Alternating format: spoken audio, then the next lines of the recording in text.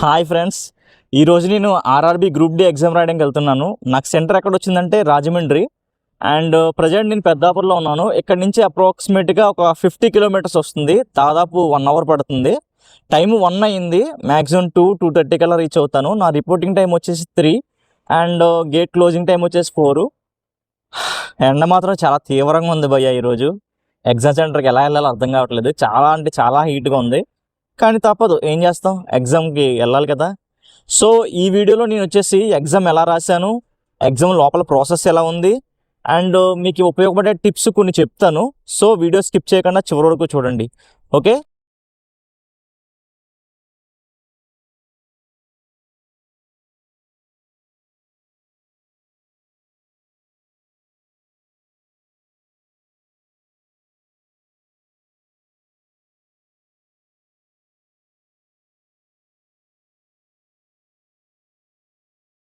Centre reach అయిపోయాను.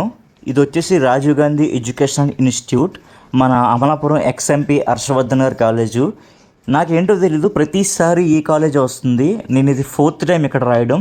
2 సార్లు ALP రాశాను, అలాగే 2వ సారి గ్రూప్ డి రాయడానికి వచ్చాను. మనకి ఈ సెంటర్ వచ్చి రావడం లేదు, కానీ ప్రతిసారి మనకి ఇక్కడే వస్తుంది. ఇంకో విషయం ఏంటంటే, నేను ఇక్కడ చాలామందిని మాట్లాడాను. వాళ్ళకి ఏంటంటే విజయనగరం, బొబ్బిలి, శ్రీకాకుళం అంత దూరం నుంచి కూడా ఇక్కడ సెంటర్ ఇచ్చాడంట. అంటే లేడీస్కి అయితే వైజాగ్, విజయనగరం అలా ఇచ్చాడంట, కానీ జెంట్స్కి మాత్రం ఇంత దూరంగా ఇచ్చాడంట. పాపం వాళ్ళు ముందు రోజు మధ్యాహ్నమో లేకపోతే నైటో బయలుదేరి స్టేషన్కి రీచ్ అయ్యి నైట్ స్టేషన్లో స్టే చేసి ఎగ్జామ్ రాసి మళ్ళీ నైట్ ట్రైన్ లేకపోతే ఎర్లీ మార్నింగ్ ట్రైన్ పట్టుకొని వెళ్తున్నారు. నిజంగా వాళ్ళ డెడికేషన్కి మెచ్చుకోవాలి. కానీ తప్పదు కదా, ఎగ్జామ్ రాయికి తప్పదు. కానీ ఇంత దూరం అవడం అనేది చాలా దారుణంగా అనిపించింది నాకైతే. సో ఈ విధంగా ఉంది. అండ్ ఇక్కడ ఉన్న ఇంకొక డ్రాబ్యాక్ ఏంటంటే, లగేజ్ విషయంలో మాత్రం చాలా ఇబ్బందిగా ఉంది ఫ్రెండ్స్. ఎందుకంటే ఇక్కడ ఎగ్జామ్కి రాయడానికి ఎంత కష్టపడ్డామో లగేజ్ ఇవ్వడం కూడా అంతే కష్టపడ్డాం. చూసారు కదా ఎంత జనం ఉన్నారో. ఇది గ్రూప్ డి అంటేనే 10th క్లాస్ క్వాలిఫికేషన్ కాబట్టి మ్యాక్సిమం అందరూ అప్లై చేసే అవకాశం ఉంది. స్పెషలైజేషన్ గ్రూప్స్ ఏం లేవు కదా. సో మ్యాక్సిమం అందరూ అప్లై చేస్తారు కాబట్టి కాంపిటీషన్ అయితే పీక్ లెవెల్లో ఉంటుంది. నాకు తెలిసినంత వరకు ఒక్క ఉద్యోగానికి 300 మంది పైగానే ఉన్నారు. సో కాంపిటీషన్ అయితే ఎక్కువ ఉంది. అండ్ నేను చెప్పాను కదా చాలా దూరం నుంచి వచ్చారని. ఇంకో ఈ బ్రదర్ చూడండి, ఆ బ్రదర్ బొబ్బిల్ అంట, అంత దూరం నుంచి వచ్చాడు ఆయన. సో తప్పదు, మరి ఎగ్జామ్ రాయాలంటే తప్పదు. అండ్ ఇంక చూసారు కదా లగేజ్ లైన్ ఎంత ఉందో. వీళ్ళందరూ ఎగ్జామ్ రాసేసి లగేజ్ తీసుకుంటున్న వాళ్ళు, మేము లగేజ్ ఇవ్వడానికి వచ్చాము. ఇది కొంచెం డ్రాబ్యాక్గా అనిపించింది. ఎందుకంటే లాస్ట్ టైం నేను ఏఎల్పి రాయడానికి వచ్చినప్పుడు నా మొబైల్ బ్యాగ్లో పెట్టి ఇచ్చి వెళ్ళాను. తిరిగి వచ్చిన తర్వాత చూస్తే మొబైల్ పైన స్క్రీన్ గార్డ్ బ్రేక్ అయిపోయింది. అంటే వాళ్ళు అలా హ్యాండిల్ చేశారు. నేను ఇచ్చే సలహా ఏంటంటే, మీరు ఎవరైనా వెళ్ళాలనుకుంటే మీ ఫ్రెండ్స్నో లేకపోతే మీకు కావాల్సిన వాళ్ళు తీసుకుని వెళ్ళండి. వాళ్ళకి మీ థింగ్స్ ఇచ్చేసి మీరు లోపలికి వెళ్ళి ఎగ్జామ్ రాసుకుని వచ్చే వరకు వెయిట్ చేయొచ్చు. అండ్ ఇప్పుడు ఎగ్జామ్ ప్రాసెస్ ఎలా ఉంటుందనేది మెయిన్ విషయం చెప్తాను, జాగ్రత్తగా గమనించండి. మీరు ఎగ్జామ్కి వెళ్ళాలనుకుంటే తీసుకెళ్లాల్సిన వస్తువులు 3. అది ఒకటి హాల్ టికెట్, అదే admit card, ID proof, Aadhaar card, pan card, passport ఏదో ఒకటి, అండ్ 2 ఫొటోస్ లేకపోయినా అక్కడ ఒక ఫామ్ ఇస్తారు, కానీ 99% ఫోటో తీసుకెళ్ళడానికే ప్రయత్నించండి, ఓకే. ఈ డాక్యుమెంట్స్ తప్ప ఇంకేమీ తీసుకెళ్ళొద్దు. అండ్ మీ ఒంటి మీద బంగారం వస్తువులు కట్ట ఉన్నా కూడా అవి కూడా కొంచెం తీపిచ్చేస్తున్నారు. నాకైతే నా బెల్ట్ కూడా తీపిచ్చేశారు, షూస్ కూడా ఇప్పించేశారు. చాలా స్ట్రిక్ట్గా చెకింగ్ ఉంటుంది. లేడీస్కి అయితే తాలిబొట్టు తప్ప ఇంకేమీ ఉండనివ్వట్లేదు, అంత స్ట్రిక్ట్గా ఉంటుంది. ఫస్ట్ ఇవన్నీ చెక్ చేస్తున్నారు, తర్వాత మన మెటల్ డిటెక్టర్తో చెక్ చేస్తున్నారు. అది అయిన తర్వాత మళ్ళీ ఫిజికల్ చెకింగ్ ఒకటి ఉంది. అంటే హ్యాండ్ కప్స్ ఇప్పించేస్తున్నారు, జుట్టులో కూడా చేపెట్టి చూస్తున్నారు. ఇంత స్ట్రిక్ట్గా చెకింగ్ అయిన తర్వాత అక్కడ ఒక స్టాఫ్ ఉంటారు. వాళ్ళ దగ్గరికి వెళ్ళి మన అడ్మిట్ కార్డ్ చూపిస్తే మనకి ఏ రూమ్ వచ్చిందనే చెప్తారు. ఆ రూమ్ దగ్గరికి వెళ్ళిన తర్వాత బయట లిస్ట్ ఉంటుంది, పేర్లు ఉంటాయి. ఆ పేరులో మన పేరు ఉందో లేదో చూసుకోవాలి. ఒకవేళ ఆ లిస్ట్లో మన పేరు ఉంటే అదే మన రూమ్. సో రూమ్కి వెళ్ళిన తర్వాత మొదట చేసేది ఏంటంటే రిజిస్ట్రేషన్ చేసుకోవాలి.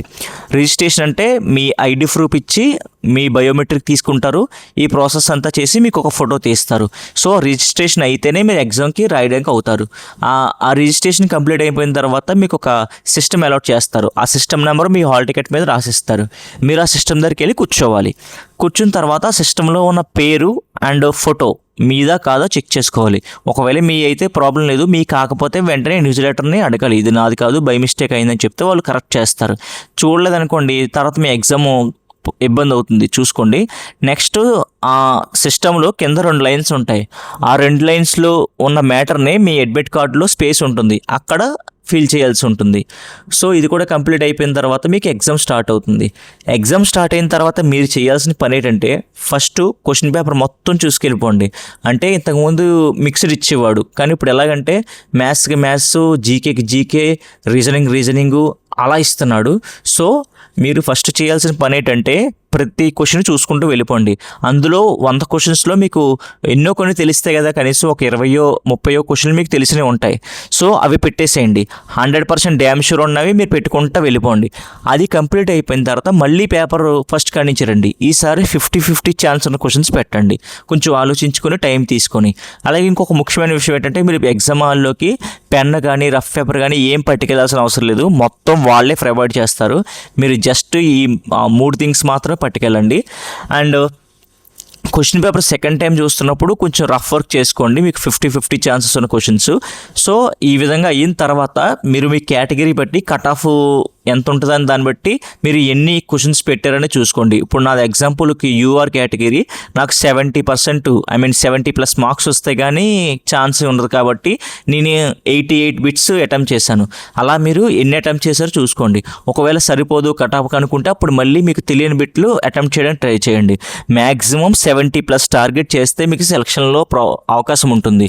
ఎగ్జామ్ క్వాలిఫై అవ్వచ్చు, కానీ సెలక్షన్లో పేరు ఉండాలంటే సిబిటీలో ఎన్ని మార్కులు ఉంటే అంత బెటరు. అంతేకాకుండా మీరు పోస్ట్ ప్రిఫరెన్స్ ఇచ్చినప్పుడు ఆ పోస్ట్ ప్రిఫరెన్స్లో మీరు ప్రిఫరెన్స్ ఇచ్చిన పోస్ట్ రావాలంటే సిబిటీ మార్క్స్ కూడా ఎంతో కొంత ఛాన్స్ ఉంటుంది. సో సిబిటీలో ఎన్ని ఎక్కువ మార్క్స్ తీసుకుంటే మీకు మీరు పెట్టుకున్న పోస్ట్ వచ్చే అవకాశం ఉంటుంది. సో ఈ విధంగా క్వశ్చన్ పేపర్ చూసుకుంటూ వెళ్ళిపోండి. నెక్స్ట్ అక్కడ సేవ్ చేయాలి. మీరు క్వశ్చన్ పెట్టేస్తే సరిపోదు, సేవ్ చేయాలి. సేవ్ చేస్తేనే ఆ క్వశ్చన్ అనేది అది సేవ్ అయినట్టు, లేకపోతే అది అలా ఉండిపోతుంది. సో మీరు ఎన్ని క్వశ్చన్స్ పెట్టారు, ఎన్ని క్వశ్చన్స్ వదిలేశారో క్యాలిక్యులేట్ చేసుకోండి.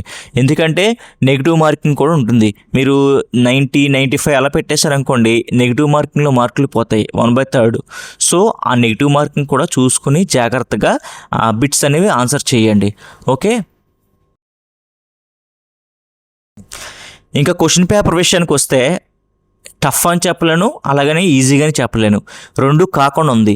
జీకే వచ్చేసి 2026లో జరిగిన ఈవెంట్స్ ఎక్కువ అడిగాడు. అంటే ఈ సంవత్సరం జరిగిన బడ్జెట్ అండ్ ఈ సంవత్సరంలో స్పోర్ట్స్కి సంబంధించి కొన్ని దానికి ఇన్ఛార్జ్ ఎవరు, ఆర్బీఐ ఇన్ఛార్జ్ ఎవరు, ఇలాంటి క్వశ్చన్స్ అడిగారు.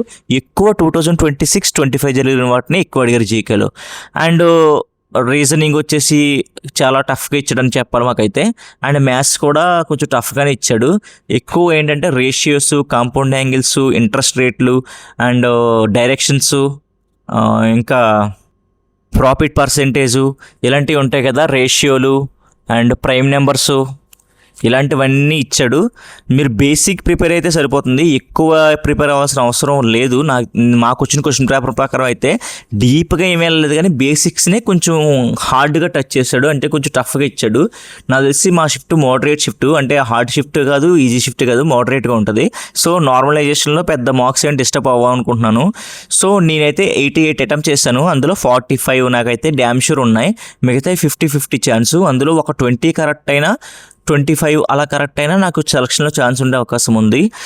సో మీరు ఎగ్జామ్కి వెళ్ళేవారు జాగ్రత్తగా చూసుకుని వెళ్ళండి. అండ్ ఎక్కువ బిట్లు పెట్టాలని ఆలోచించొద్దు, ముఖ్యంగా టైం చూడొద్దు. టైం చూస్తే మీరు చాలా కంగారు వచ్చేస్తుంది. టైం చూడొద్దు, టైం చూసుకోకుండా పెట్టుకుంటూ వెళ్ళండి, మీకు టైం సరిపోతుంది. అలాగని చెప్పి మరి టైం ఎక్కువ వేస్ట్ చేయొద్దు. ఒక బిట్కి 1 minute అన్నట్టు కేటాయించుకోండి. సో ఆ విధంగా ఎగ్జామ్ రాయండి. ఓకే ఫ్రెండ్స్, మీకు ఏమైనా డౌట్స్ ఉంటే కామెంట్ చేయండి.